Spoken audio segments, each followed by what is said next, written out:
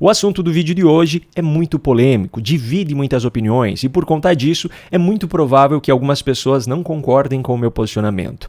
É claro que, para mim, seria muito mais fácil simplesmente não falar sobre isso, não arriscar perder espectadores, mas isso iria completamente contra os meus princípios. O objetivo desse canal não é ganhar dinheiro ou popularidade. O objetivo desse canal é levar a verdade ao maior número possível de pessoas e defender aquilo que pode fazer do Brasil um país melhor para os brasileiros. Portanto, é preciso, sim, discutir sobre esse tema, ainda mais porque a velha militância dentro da imprensa já está agindo em peso ao empurrar as suas narrativas travestidas de jornalismo. Muito bem, agora vamos aos fatos. Um dos assuntos que mais tem repercutido ao longo dos últimos dias no Brasil é a proposta de emenda à Constituição que acabaria com a jornada de trabalho 6x1, implantando em seu lugar a jornada 4x3. Primeiro de tudo, o que exatamente diz essa proposta? Pois bem, essa PEC propõe uma alteração na redação do inciso 13º do artigo 7º da Constituição Federal. Hoje o artigo 7º diz o seguinte: são direitos dos trabalhadores urbanos e rurais, além de outros que visem a melhoria da sua condição social, inciso 13º, duração do trabalho normal não superior a 8 horas diárias e 44 semanais, facultada a compensação de horários e a redução da jornada mediante acordo ou convenção coletiva de trabalho. A PEC em questão, que é de autoria de Érica Hilton, do PSOL, propõe que a redação desse inciso 13º passe a ser a seguinte: duração do trabalho normal não superior a 8 horas diárias e 36 horas semanais, com jornada de trabalho de 4 dias por semana, facultada a compensação de horários e a redução de jornada mediante acordo ou convenção coletiva de trabalho. Bom, essa proposta por si só já tem um problema muito grave. Ela estabelece uma carga horária semanal de no máximo 36 horas, mas um limite diário de 8 horas e um limite de 4 dias por semana. 4 vezes 8 é 32, e essa PEC não esclarece como essas 4 horas restantes semanais seriam cumpridas. Só que dentre todos, esse é o problema mais simples de resolver. A grande complexidade da questão está na ideia como um todo.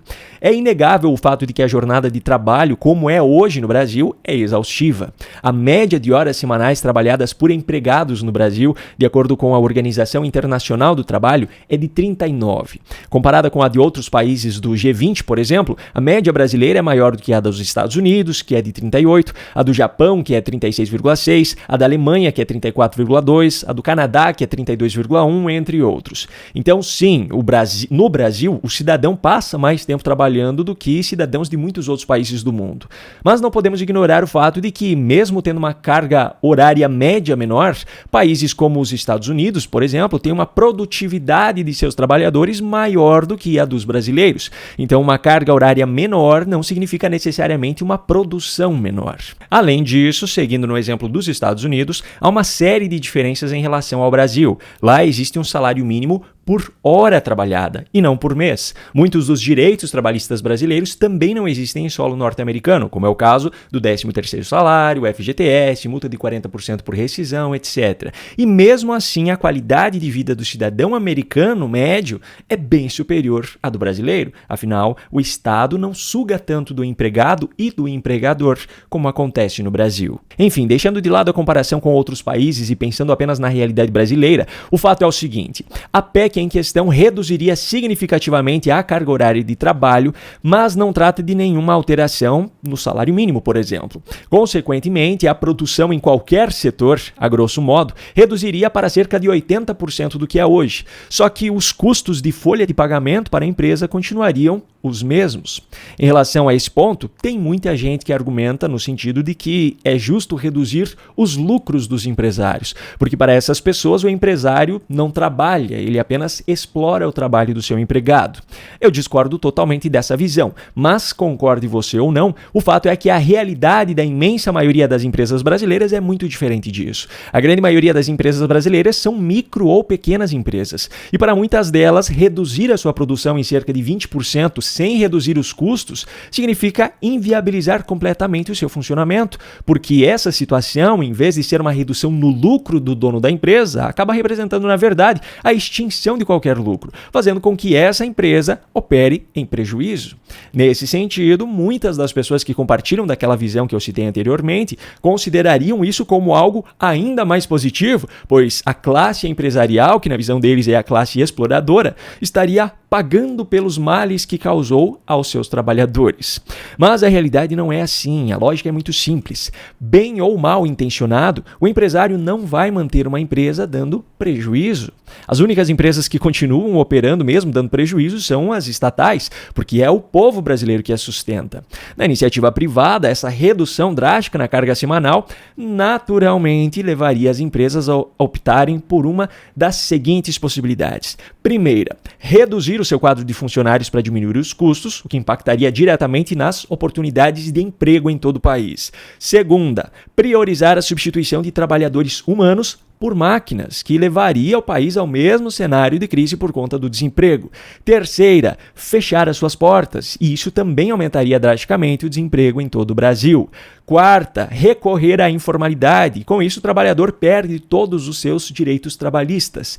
E quinta possibilidade, manter o mesmo quadro de funcionários, seguir dentro da formalidade, mas compensar a diminuição da produção com o mesmo custo, aumentando o preço final do produto ou do serviço.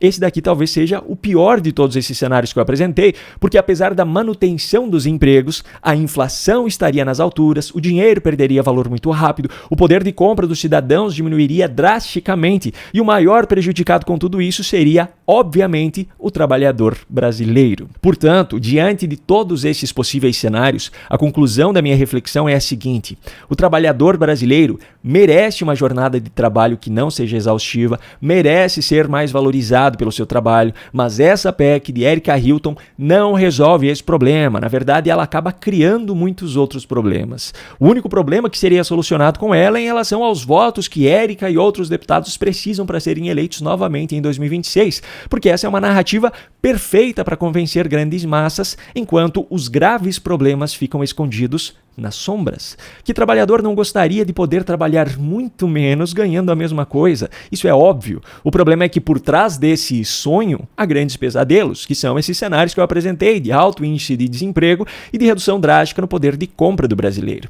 E para que fique ainda mais claro que eu não estou defendendo um lado nessa história, eu trabalhei muitos anos como CLT e eu conheço as dores de quem trabalha nesse regime. Aliás, uma das coisas que eu mais batalhei até hoje foi pela possibilidade de reduzir a minha carga diária de trabalho para passar mais tempo com a minha família. E agora, aos 30 anos de idade, eu estou gradativamente conseguindo fazer essa redução. Só que essa redução está sendo feita em paralelo à otimização na produção desse trabalho, seja em automatização de processos ou no meu desenvolvimento para fazer o mesmo em menos tempo.